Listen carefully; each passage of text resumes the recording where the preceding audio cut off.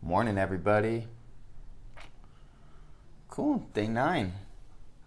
So let's get into this. The last 2 days we've been discussing the sort of history and the origins of mindfulness, and it's just nice to know. So it's a state of mind more than anything that's common to all meditative lineages and is deeply human.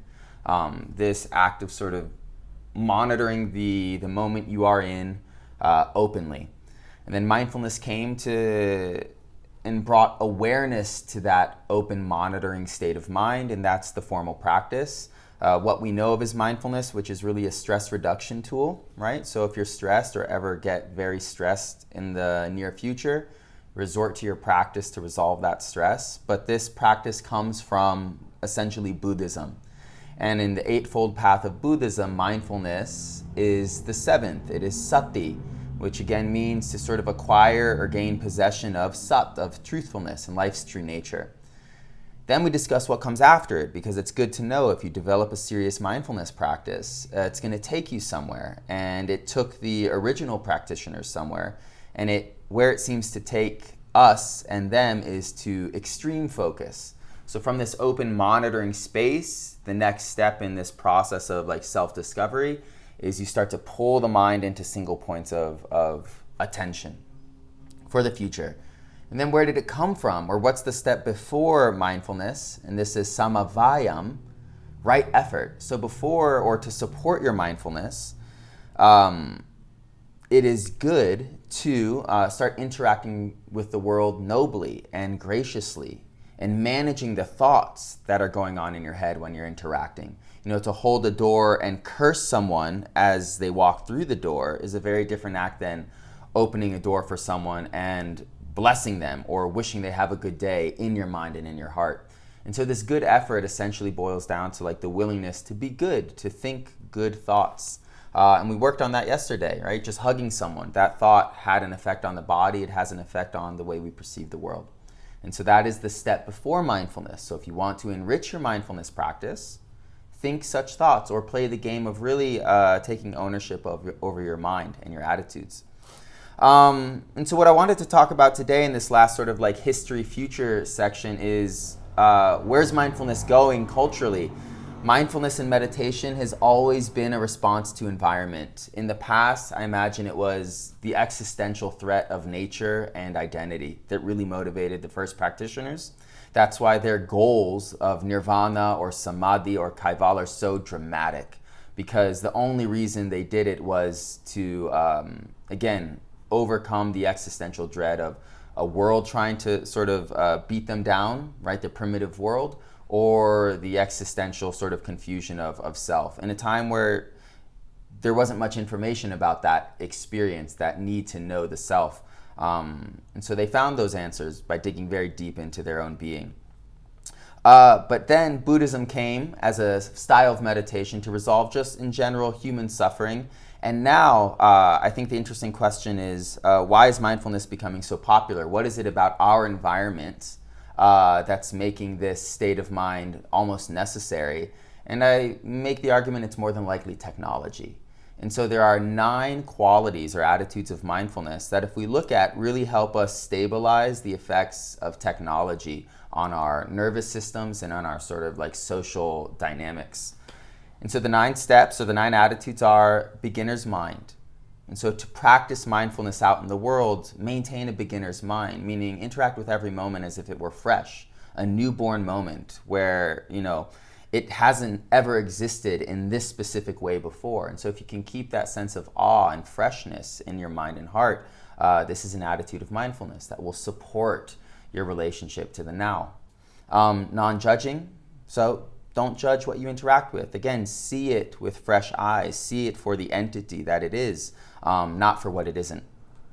Acceptance sort of goes hand in hand with the non-judgment. The embrace, I would say, the active embracing of the moment as it arises.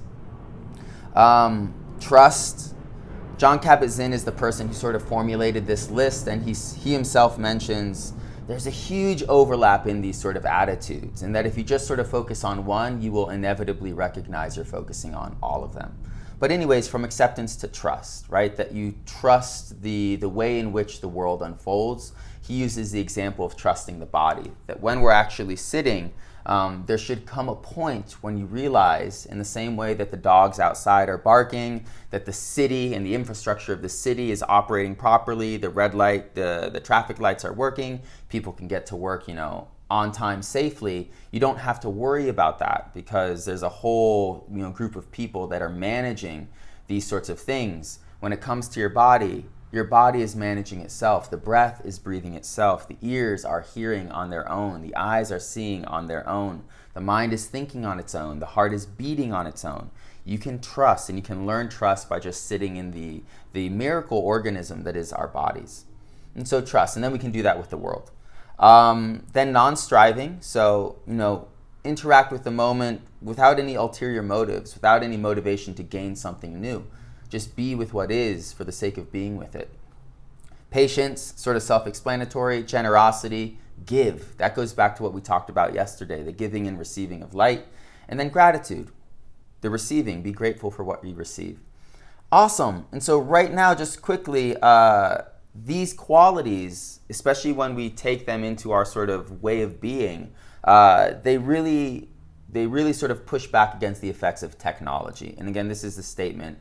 The reason mindfulness is a billion-dollar industry now, and that there are millions and millions and millions of new practitioners, is because there is a response to like a global environment. And that global environment is being heavily influenced by technology, which is making us judgmental, making us distracted, dissolving our willingness to accept things, right? You just think about Amazon.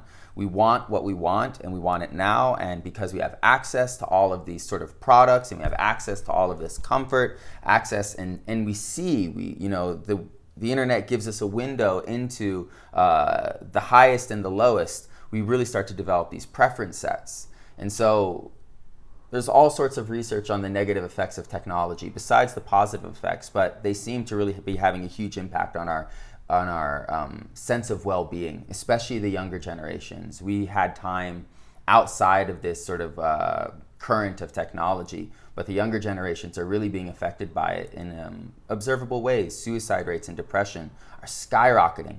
Again, because our relationship to reality is no longer supporting these sort of noble qualities. And so there's the response. Everyone wants mindfulness, but it might be helpful to understand why, at least on sort of like a global landscape. Sweet. So what we can do today is we can just fixate on one. I think trusting the body is a very palpable attitude to cultivate, especially in the formal practice. And so we'll work with trust and then test this idea that if we just fixate on trust for about 20 minutes, when I run down the list again, you should feel that in the periphery of that trust, all of these other qualities of a beginner's mind and focus and patience and gratitude and generosity are also sprouting, because it's just feeding one sort of territory within our spirits, I suppose. Okay, cool. So let's do this. Push back against the effects of technology. Technology is awesome, but like any tool, it has to be wielded well.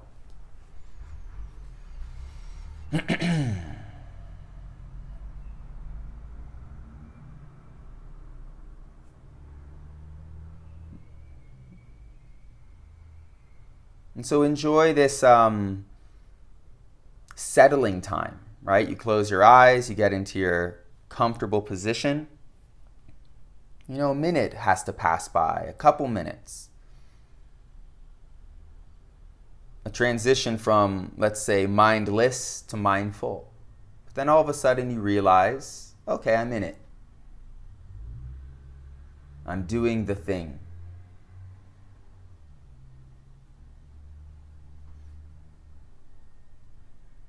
So we'll just spend 3 minutes here in silence, doing the thing, open monitoring, connecting to the present moment on purpose, non-judgmentally.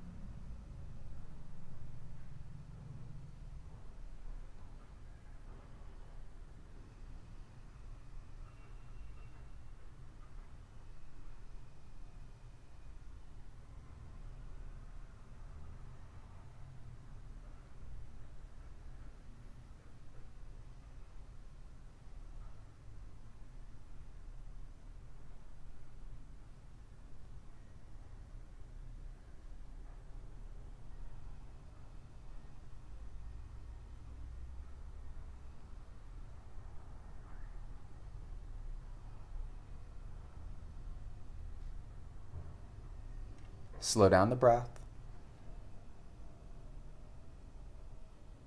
There are 9 attitudes that we can cultivate to enrich our relationship to being mindful, to being aware.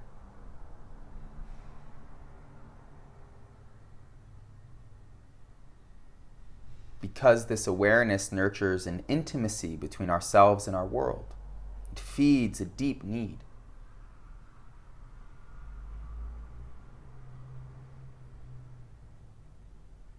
We're going to focus on trust.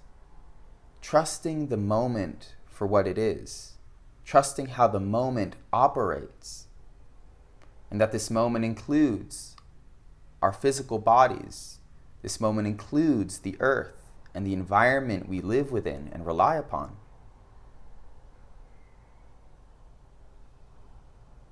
We can trust that gravity will hold us with perfect gentleness on this planet. We trust the atmosphere will enrich the gas we're breathing in and out with the chemicals that we need to survive.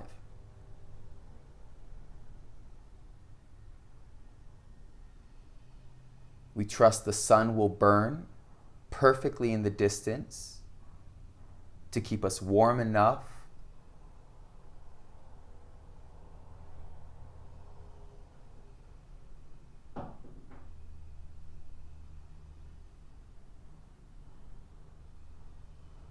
And so for the first 5 minutes, I want you to appreciate how stable your physical environment is. The temperature isn't changing much, if at all.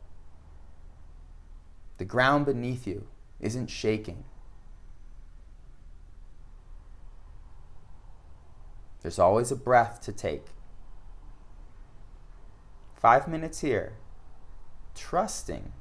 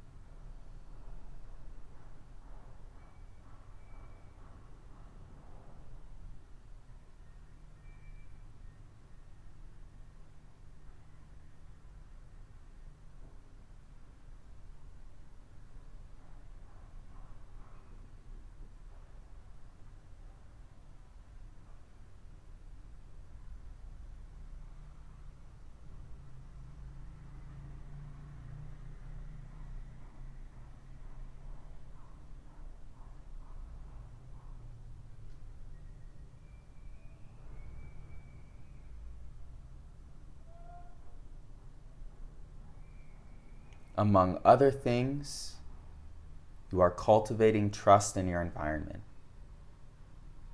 Among other sounds, among other thoughts, among other sensations, this is happening too.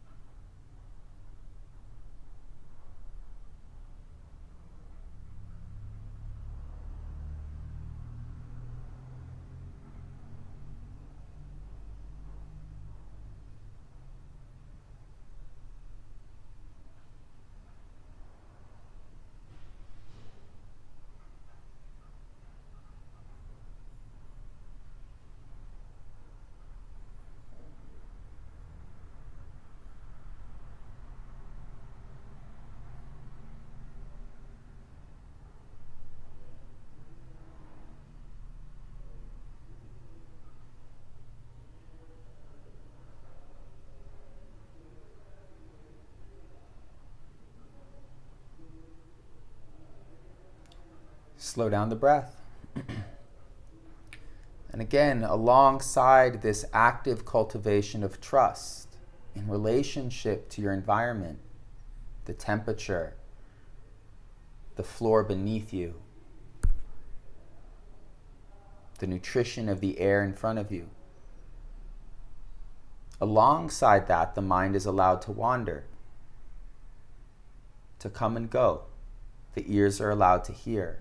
You're still with the moment intimately, non-judgmentally. And so now let's shift into trusting the body, trusting the ears will hear, the eyes will see, the lungs will breathe, the skin will feel, that everything is operating through its own intelligence.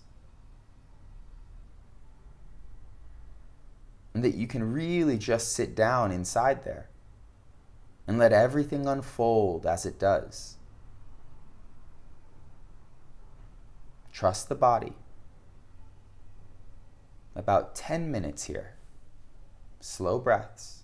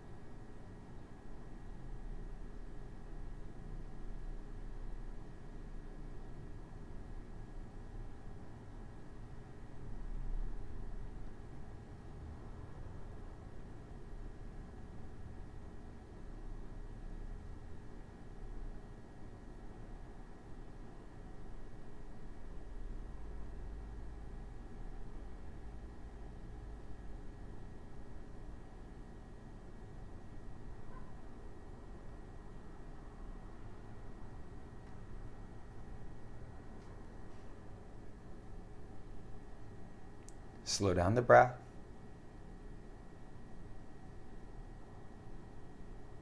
Among other things, you are actively trusting the body.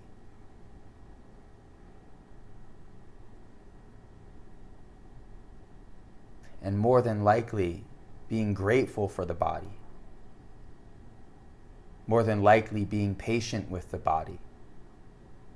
More than likely, not judging and accepting the body. All the attitudes are intertwined.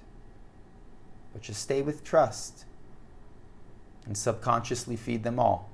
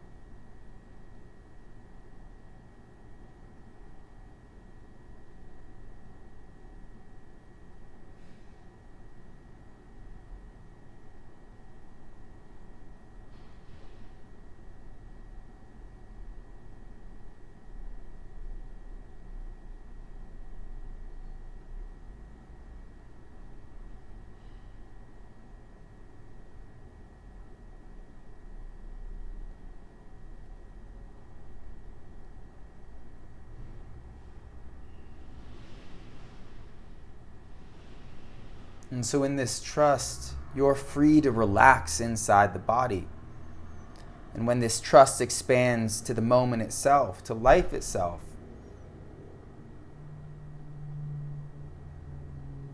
you're allowed to relax within the moment. You're allowed to relax in life because this attitude is being cultivated. It's all very stable. It's all self-governing.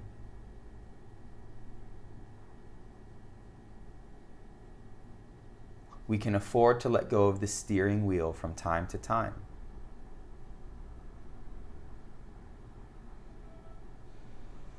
And so feel this. Through trust, you are not doing anything. Non-doing. This is what it feels like to be.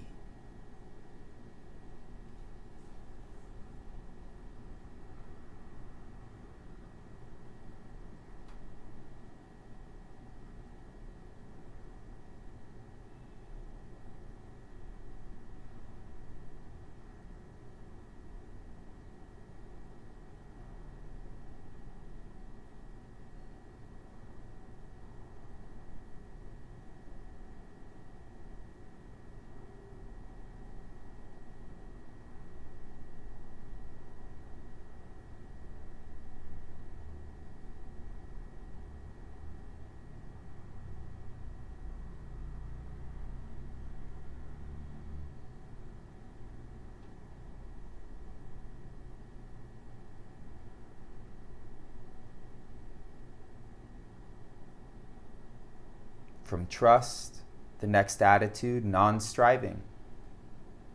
If you trust the moment for what it is, there's nothing to reach for. From non-striving, patience. If there's nothing to reach for, there's nothing to do. And in that, the moment is allowed to unfold in its own time.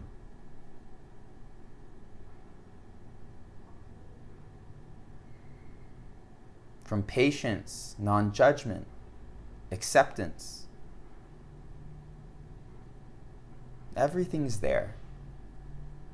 From acceptance, generosity. You give yourself to the moment, available to the experience. And gratitude.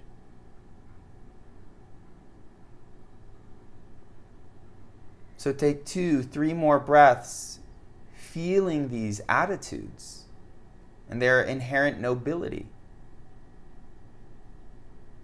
To hold these sorts of thoughts, to hold these sorts of dispositions in us actively.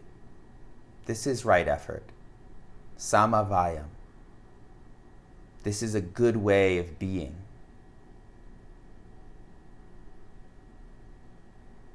Patient, trusting, accepting, grateful, generous, non-striving. With a breath in, open your eyes.